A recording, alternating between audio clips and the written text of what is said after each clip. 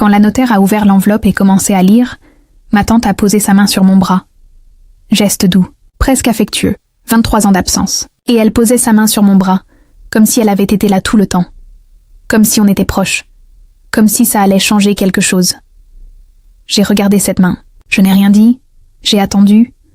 Parce que dans exactement 4 minutes, tout allait s'effondrer pour elle. Et je voulais être là pour voir ses épaules tomber. Pas par méchanceté, par justice. Je m'appelle Nathanaël. Conan. J'ai 34 ans. Je suis analyste financier dans un cabinet basé à Lyon. Ma famille, elle, a toujours pensé que j'étais comptable dans une PME quelconque. Ils ne m'ont jamais demandé ce que je faisais vraiment. Ils ne m'ont jamais vraiment demandé quoi que ce soit. Pendant des années, j'ai cru que c'était normal que certaines familles fonctionnaient comme ça. Des gens qui partagent un nom de famille, mais pas grand-chose d'autre. Et puis mon grand-père est mort, et j'ai compris que je m'étais menti à moi-même depuis le début, là. Lecture du testament avait lieu dans le cabinet de Maître Adjoa Mensa, notaire à Grenoble. Un bureau propre, des murs beiges, une fenêtre qui donnait sur un parking. Il y avait 7 personnes dans la pièce. Mon grand-père maternel, Théodore Amanqua, venait de mourir à 79 ans. Un homme qui avait travaillé 40 ans comme technicien de maintenance dans une usine textile. Un homme qui ne parlait pas beaucoup. Qui aimait le thé au gingembre, les parties d'échecs le jeudi soir et les roses jaunes dans son jardin. Un homme que j'avais accompagné chaque week-end pendant les 5 dernières années de sa vie. Il y avait autour de la table ma mère, Brigitte, mon oncle Séverin, le fils aîné, celui qui avait toujours été le préféré, ma tante Marlène, venue de Toulouse avec son mari Denis, une voisine, Madame Fontaine, que grand-père avait mentionné dans ses dispositions, et moi, Nathanaël, celui dont on ne prononce jamais le nom en premier. Maître Mensa avait les cheveux coupés courts, des lunettes rondes et une façon de parler lentement, avec précision, comme si chaque mot pesait son poids. Elle avait commencé à lire, et ma tante Marlène avait posé sa main sur mon bras. Ce geste qui voulait dire « Reste calme, petit, on sait tous les deux comment ça va se terminer », sauf qu'elle ne savait pas du tout. Avant de vous dire ce qui s'est passé dans ce bureau, j'ai besoin que vous compreniez quelque chose. Ce qui s'est joué ce jour-là ne s'est pas construit en un seul matin. Ça s'est construit sur 20 ans. 20 ans d'injustice silencieuse, des sacrifices invisibles, de douleurs enfouies sous des sourires de façade. Et pour comprendre pourquoi j'étais le seul dans cette pièce à ne pas trembler, il faut que je vous ramène au début, au tout début. Dites-moi d'ailleurs, depuis quel pays vous m'écoutez en ce moment? J'adore savoir jusqu'où ces histoires voyagent. Écrivez-le en commentaire. Je lis chaque message, mais maintenant, restez avec moi, parce que ce que vous allez entendre ne ressemble à rien de ce que vous imaginez. J'avais 11 ans la première fois que j'ai compris que je n'avais pas la même place que les autres dans cette famille. C'était un dimanche de décembre. Ma grand-mère maternelle, que tout le monde appelait Mamie Rose, avait préparé un repas de fête, volaille rôtie, raise your loaf, plantain frites. La table sentait bon. Mon oncle Séverin avait eu son diplôme de technicien ce mois-là. Toute la famille applaudissait. Grand-père avait levé son verre. Ma mère avait souri avec les yeux qui brillaient. Moi, j'avais eu mention très bien à mon bulletin de CE2. Personne n'en avait parlé. Je n'avais rien dit. J'avais mangé mon riz. J'avais regardé mon oncle Séverin recevoir les félicitations. Et j'avais appris, ce jour-là, à ne plus attendre d'être remarqué. C'est une leçon qu'on apprend vite quand on est l'enfant qu'on ne voit pas. On arrête d'attendre. On construit en silence. À 16 ans, Séverin avait voulu une moto. Mon grand-père avait dit non. Trop dangereux. 3 semaines plus tard, la moto était garée devant la maison. Ma tante Marlène avait intercédé, ma mère avait insisté, et grand-père avait cédé. La même année, j'avais demandé à suivre des cours de mathématiques, avancés dans un lycée privé à 20 km de chez nous. Ça coûtait 180 € par trimestre. On m'a répondu que ce n'était pas nécessaire, que le lycée public était très bien, que je n'avais pas à avoir des ambitions au-dessus de mes moyens. Ces mots, exact, au-dessus de mes moyens. J'avais 11 ans dans la tête d'un enfant de 16 ans. J'avais appris à me taire encore un peu plus. Ce que personne ne sait dans cette famille, c'est que grand-père m'a téléphoné 3 semaines après ce refus. En secret, il m'avait dit, voix basse, comme quelqu'un qui ne veut pas être entendu, « Nathanaël, viens me voir samedi matin. Viens seul, j'y étais allé, il m'avait tendu une enveloppe. Dedans, 540 € en billets, 3 trimestres d'avance. Il m'avait regardé dans les yeux et il avait dit « Tu vas suivre ces cours. Tu ne le dis à personne. Et tu travailles bien. » Je lui avais demandé pourquoi il faisait ça. Il avait haussé les épaules. Il avait dit « Parce que je te vois. Moi. » Ces 4 mots. Je te vois, moi. J'avais rangé l'enveloppe dans ma veste. Je lui avais serré la main comme un adulte. Et ce geste-là, ce secret entre nous deux, il avait tout changé.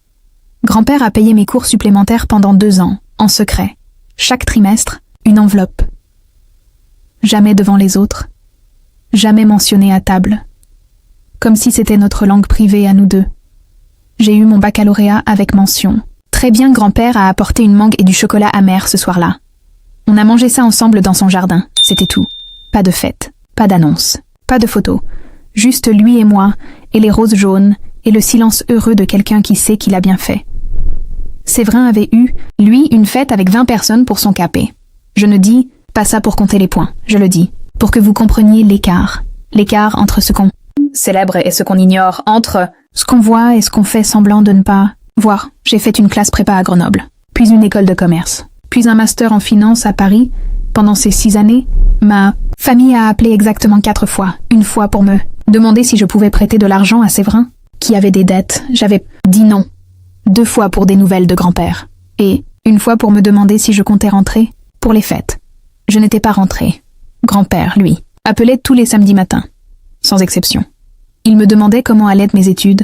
Il me demandait si je mangeais correctement. Il me demandait si j'avais des amis. Il me demandait des choses. Et ça ne semble peut-être rien dit comme ça. Mais quand personne d'autre ne vous demande rien depuis des années, être questionné avec sincérité, c'est un acte d'amour.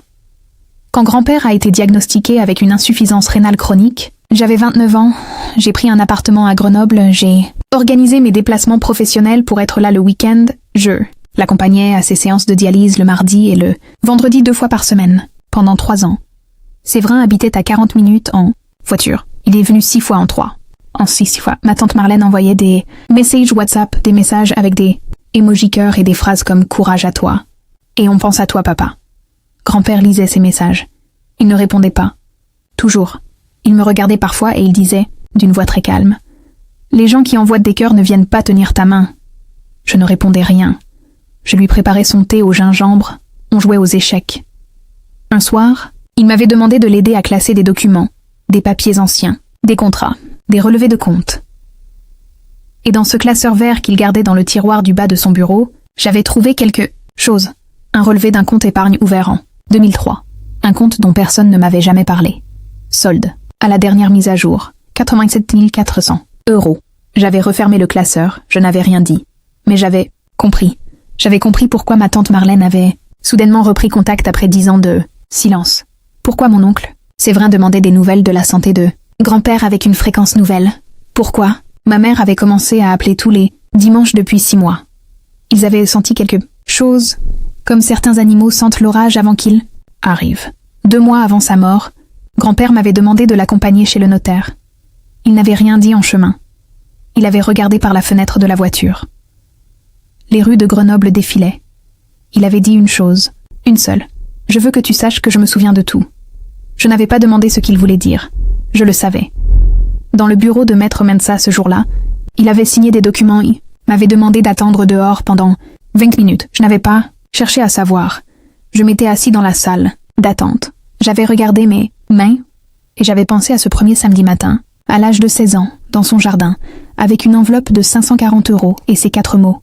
« Je te vois ». Moi, Maître Mensa avait ajusté ses lunettes. Elle avait lu les premières dispositions. Un tableau offert à Madame Fontaine, la voisine qui lui avait apporté de la soupe pendant ses hospitalisations. Une montre léguée à un ancien collègue de l'usine. Et puis, elle avait marqué une pause. Ce genre de pause que les notaires font quand ce qui suit est important. Elle avait dit « L'ensemble des biens immobiliers, comptes bancaires et épargne de Monsieur Théodore Amanquois sont légués en totalité à son petit-fils, Nathanaël Conan, en reconnaissance de sa présence constante, de sa loyauté sans condition et du soin qu'il lui a prodigué durant les 5 dernières années de sa vie. » Le silence qui a suivi, ce silence, il avait une texture, il pesait quelque chose. Ma tante Marlène avait retiré sa main de mon bras, très lentement, comme quelqu'un qui comprend qu'elle a posé sa main au mauvais endroit. Mon oncle Séverin a été le premier à parler. Il a dit « Ce n'est pas possible. Il y a sûrement une erreur. » Sa voix était montée d'un cran. Maître Mensa n'avait pas bougé. Elle avait dit, posément, « Monsieur Amanquois a rédigé ce testament en pleine capacité mentale, assisté de 2 témoins indépendants, il y a 61 jours. Il n'y a aucune erreur. » Ma mère regardait la table. Elle ne me regardait pas. Marlène avait ouvert la bouche, refermé la bouche. Elle avait dit « Mais on est sa famille, ses enfants biologiques. Nathanaël est un petit-fils, pas... Je n'avais pas attendu qu'elle finisse.